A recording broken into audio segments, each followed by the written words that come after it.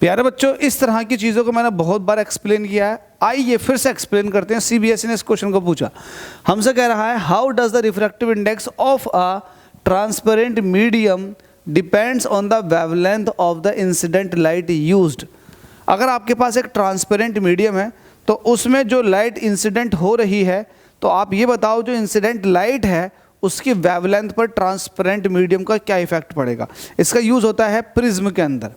Prism एक transparent medium है और आप जब इस पर वाइट लाइट डालते हो तो ये 7 कलर्स में ब्रेक हो जाती है। होती है नहीं होती है? बिल्कुल होती है।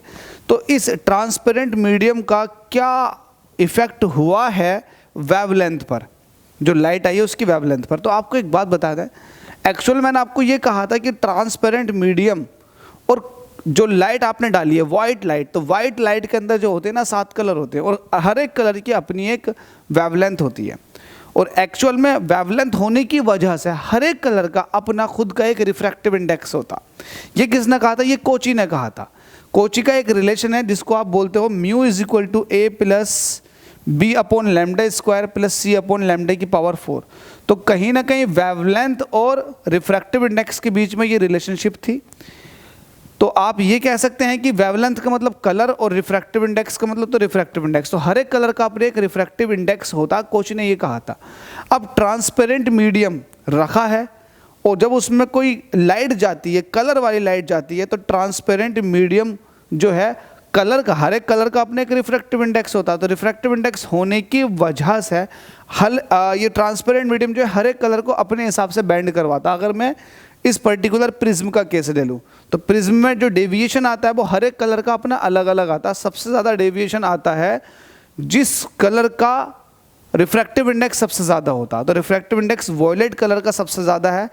चूँकि वॉयलेट कलर की वेवलेंथ सबसे कम होती है इसलिए उसका रिफ्रैक्टिव इंडेक्स सबसे ज़्यादा है। तो वॉयलेट कलर का रिफ्रैक्टिव इंडेक्स सबसे ज़्यादा होने की वजह से वॉयलेट कलर का डेविएशन सबसे ज़्यादा आता। तो यहाँ पर आपसे कह रहा था कि बताओ how does the refractive index of a transparent medium depends on the wavelength of the incident light use. तो भाई जो इंसिडेंट लाइट यूज हो रही है ना, वो अलग अलग वेवलेंथ जो होती है ना कलरों की, उन सब कलरों की अलग अलग वेवलेंथ होने की वजह से उन सब कलरों का अपना अलग अलग रिफ्रैक्टिव इंडेक्स होता है, जिसके लिए ट्रांसपेरेंट मीडियम अलग अलग तरीके से डेविएशन को शो करवाता।